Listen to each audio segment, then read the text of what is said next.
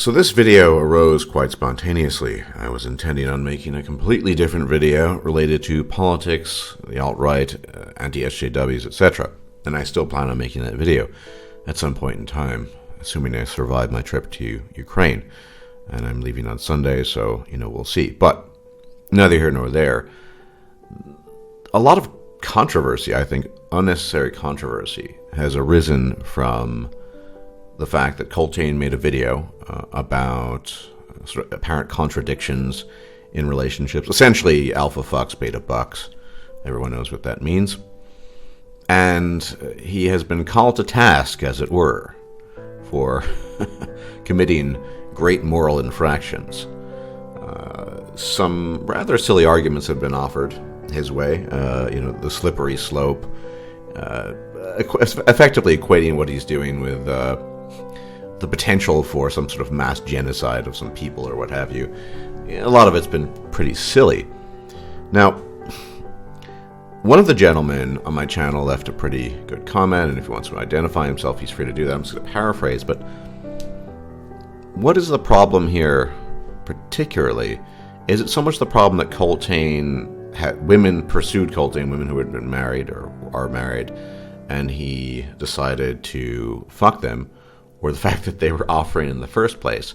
If you were the husband of these women and Cupelli, in all his moral rectitude, said, "No, I am not going to do this, I will not betray my brothers," as some people demand of him, would the husband feel better because the wife clearly still wants to fuck another guy, whether she had gone through with it or not? Now, there's a problem here, and I think it's related to a fundamental human problem. It's the problem of human transience. Cleave not to the human, I say.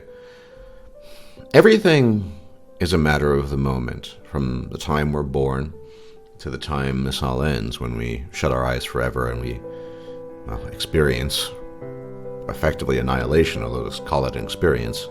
Non-existence is a bit of oxymoron, but nonetheless, everything is just a matter of the moment. In German, alles ist auf Zeit. Nothing lasts, everything crumbles, everything falls apart. Just give it some time. And in fact, in German, with particularly regards to love and relationships, there's a great term for this, or a word rather. We don't have this in English. The Germans call it, they call the person that you're involved with your Lebensabschnittsgefährte, or Gefährte, what kind of gender, whether it's a man or a woman. So Lebensabschnittsgefährte. So literally, the partner for the chapter of your life would be the best way of translating that. The partner for this chapter of your life be a good way of translating that. And it really tells you a lot. Not only is it on point, but it really describes and drives home the nature of relationship dynamics in general. And not just relationship dynamics. Everything. I talk to my parents much more often than I used to. We used to not get along, and I guess we still don't. Not really, at least. But to the degree I can, or we can, we've patched things up. I went for years without talking to them for a variety of reasons. And, I try to talk to them once a month, maybe twice a month these days, because they're old. And I know at some point in time, in the not-too-distant future, I'll receive a phone call or an email, and something along the lines, probably my father, your father's died, and you have to come back to take care of business. Maybe it'll be my mother, maybe it'll be both. Regardless, it'll be a complicated matter, but it's something that it's obviously inevitability, and sometimes it preoccupies me. I think about it. Because my parents are old. My father is in his late 70s, my mother in her early mid-70s. And, if they're lucky, they have another 10 years. And I wish them health and extended life in as much as they can enjoy that extended life with health. If my father lives to 87 or 88 and remains healthy and passes away suddenly, that's fine. If he has to go through pain, that's not such a great thing. But I'm demonstrating this, or talking about this, just to demonstrate an example of what I mean, that, everything is limited by time. Alles ist auf Zeit. You can't... that's just life. Now, it's weird, because most people don't think about that. My parents have always been, and I'll get to the relationship aspect in a bit, my parents have always been very upfront about this. I remember the first time a couple of years ago I met them in a Brussels hotel, and they just said, well, here's the will, here are the details, here are the lawyers you contact, and just very casually and matter-of-factly saying, well, if your father goes first, we're going to have to clear up that cabin in upstate New York, and it's filled with crap, and blah, blah, blah. Just very pragmatic. And I suppose I've learned to deal with that pragmatically, too. I don't want my parents to die, really, but they will, and it's going to happen probably in the next 10 years, and even possibly in the next 5. I don't know. Nobody knows these things. Lots of chronic minor health problems, nothing serious yet. Now, people don't like to think about that, especially with regards to their parents. I'm not that close to my parents. Maybe that affects the way I perceive it. Maybe it doesn't. But when it comes to relationships, we especially men, we men, but people in general, but specifically men, we get lost in the desire for permanence, in the desire for effectively what is a continuation of a state that only lasted for a moment. And what's really interesting about this, gentlemen? What's really interesting, I think, is the fact that women, in many ways, are the perfect reflection, as it were, of the nature of human life. Women, as I said in a previous video, their very reality is their subjective reality, their subjective feelings, rather, at any given moment. They feel a certain way for a week or a month, and that's their reality, and then it shifts, and they don't really think about the past reality. They might puzzle and wonder, I wonder why I was feeling that way, and I don't feel that way now. But rather quickly, they move on to the next stage of their subjective feelings. Men don't do that so often, and thus it is men who more often than not cleave to certain things. Now, how is this related to marriage and relationships? Well, it should be pretty obvious. Whatever the vow is taken, whatever holiness is involved, alleged holiness, it is human nature to experience change. Even men experience changes in their feelings. Particularly females experience changes to their feelings. It is human nature to move past certain moments. Even as humans still cleave to those specific moments. Nostalgia is a fantastically male thing. Think about all the songs, like Bryan Adams, The Summer of '69, or Don Henley, Boys of Summer, there's a classic one. Lockstep in the past, these images you see on the beach, all black and white. Beautiful video, by the way, and great song. And it certainly fills me with nostalgia, not for any specific moment in my life, but maybe just the time that I grew up, because when I was growing up, that's when I heard it. I remember hearing it as a older child, and these things hit home. But we want things to be a way that they're not. The Buddhists would call this part of the cycle of suffering, dukkha, right? The clinging, the cleaving to things that are transient, that are ephemeral, that just don't last. That is human nature, isn't it? And inevitably in a marriage, feelings will change. In any relationship, but particularly in a marriage, because marriage is intended to be, a lifelong partnership, primarily for children's sake. People stay together very often just for the sake of children. And the detractors of Cupelli, and the people accusing him of being some sort of moral monster, a Quasimodo of sorts who's going to bring about the next genocide of the human race, I can't help but think that they're still lost in nostalgia of their own past lives, and the nostalgia of the feelings that they had for some woman at some point in time, and the feelings that they had for anything, really. It's easy to look back on times and think that they were great. Human memory is just a terrible thing, really. It's poor, for one, and it doesn't reconstruct the past accurately. There are always holes in it. My father spends a lot of time lost in his own mind and his memory, but I know that it's filled with holes and inaccuracies. He'll talk about the building that he grew up in Budapest or whatever. It doesn't, but I know it's part of that is fantasy and part of it is reality. It's this sort of mixture. And that's what people do. They reminisce about things that used to be, particularly men reminisce about things that used to be, but weren't actually quite that way. We think about a moment. Now, I have no emotional attachment to this moment, but I'll cite something from my own life. One of my Korean exes. she insisted that we attend a ballet in New York. Expensive as things go. And I decided to go through with it. I was purple pill back then. Paid for the tickets. And wow, I'll never forget just how kind and tender she was to me. Never experienced that before or since. She was lost in her own moment, in her own subjective reality. That was the feeling that she expressed to me, or those were the feelings she expressed to me. And she was grateful and enjoyed her time. And she looked absolutely stunning because she applied the right amount of makeup, but not too much, and all this other stuff. It was great. But that's gone. It was gone a long time ago. It lasted for a few hours, maybe a day at best. I don't cling or cleave to that moment. I don't really think about it as anything but an example to give you of the things that we do. The time you took a holiday with your family or some romantic getaway. This is a human frailty to cling to. It's human beings' nature to cling to things. Man's nature, above all, men, to cleave to this world that is ever changing.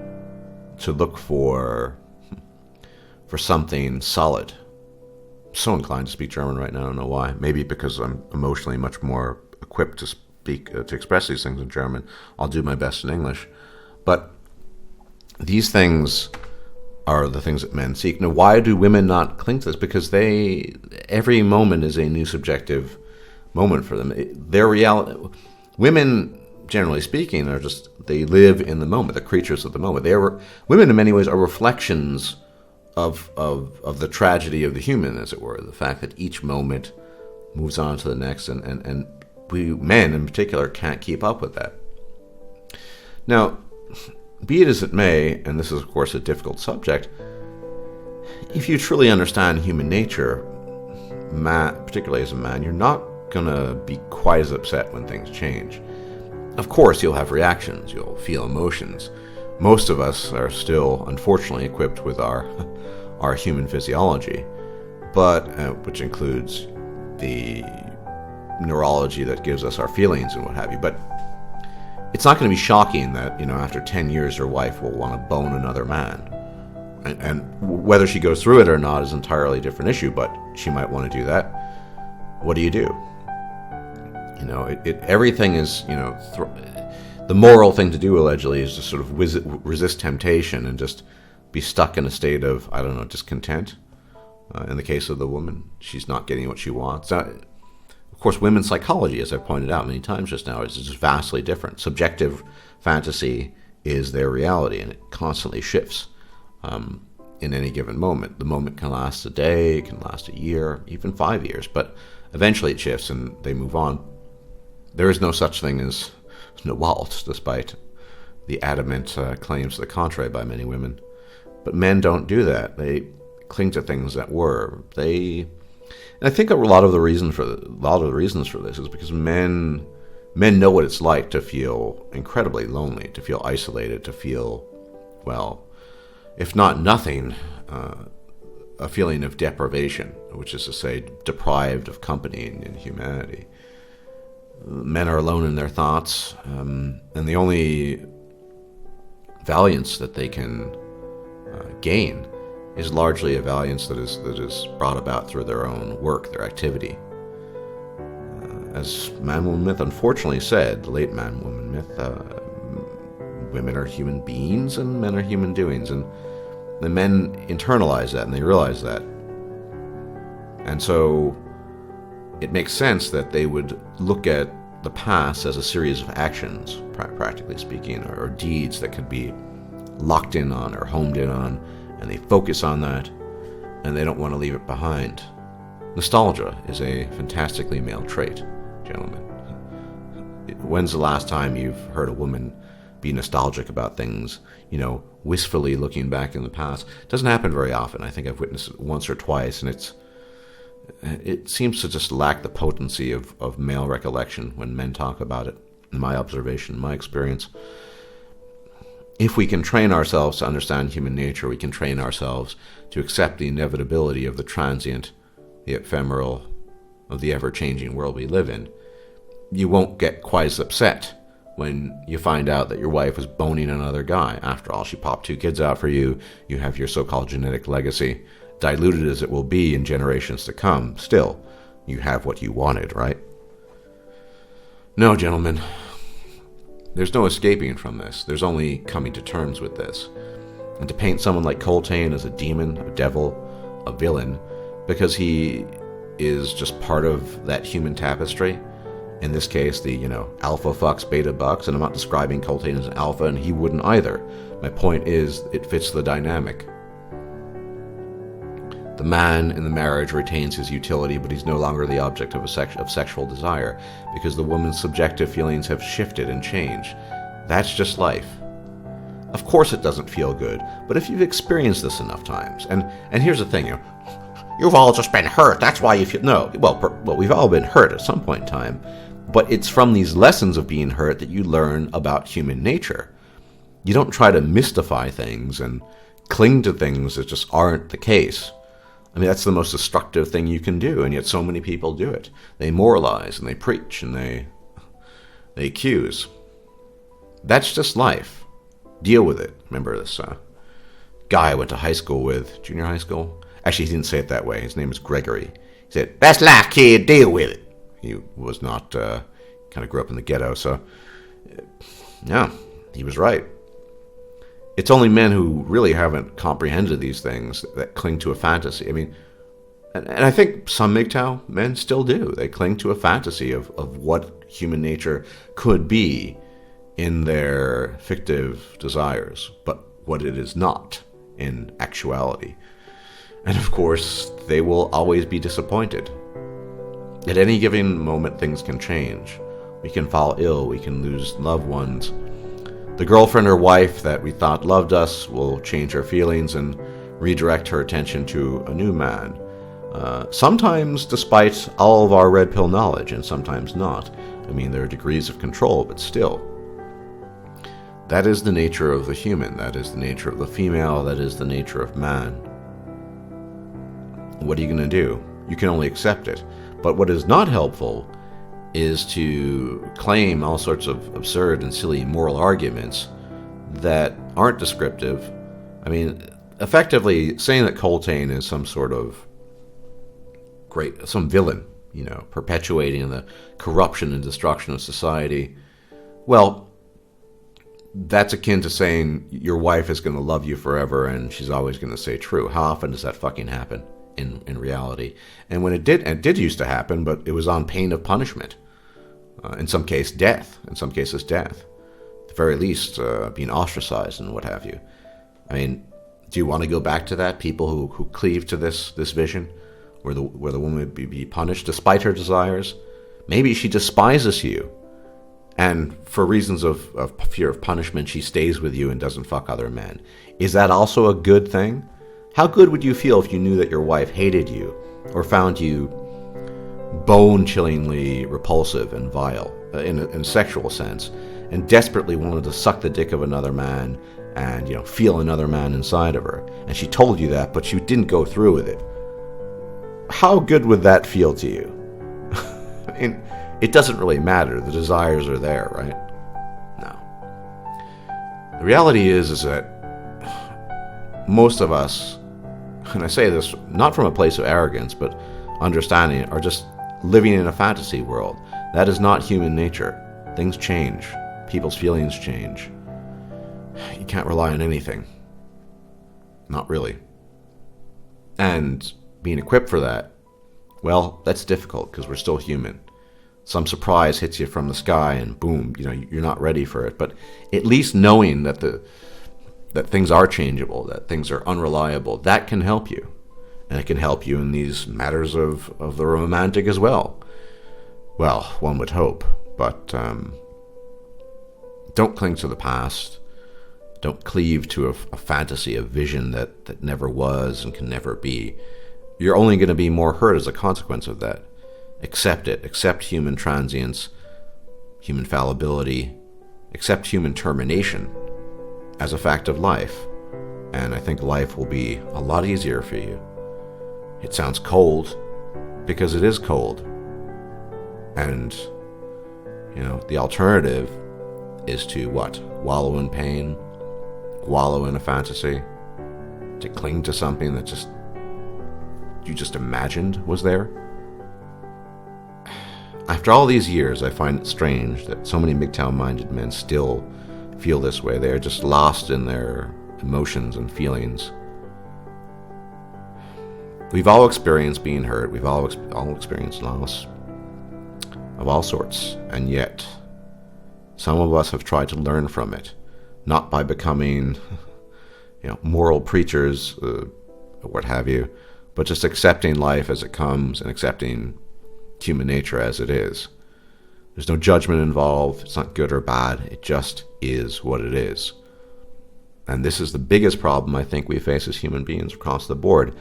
And for blue pillars, whether they're men or women, this makes perfect sense to suffer in all of this. But when you've understood all of this, when you've accepted all of this, why the outrage? It just is what it is. That's life. Life is full of pain and suffering, and sometimes a bit of joy too. But the pain and suffering, the joy, all of it is transient. None of it lasts. It passes from one stage to the next. The molecules you have in your body are not the same ones as they used to be before. Your neurology is different. You're older. Perhaps you're sharper. Perhaps you have more knowledge. Maybe you're weaker. Certainly your testosterone levels are lower now than they were in your 20s if you're older. I mean, it's just nothing stays the way it is. Why do you keep on concocting this vision for yourself of some of the ways things should be in some ideal world that has never existed and never will? Live your life to the fullest, do what you can, accept the transience, accept the changeability, accept the ever-changing nature of the world. Sic transit Gloria Mundi. And the better you're able to accept that fact, the better you'll be able to enjoy life, I think, without cleaving to things that could never be. Gentlemen, thanks for tuning in. I will check you out at a later date. Probably another video coming out before I leave for the third world of Europe, but we'll see. Take care, and as always, may the gods be with you, and try to enjoy life. Enjoy its brevity. If you liked this video, please like, share, and subscribe. And if you enjoy my content, please consider making a donation or becoming a patron. Thanks for watching.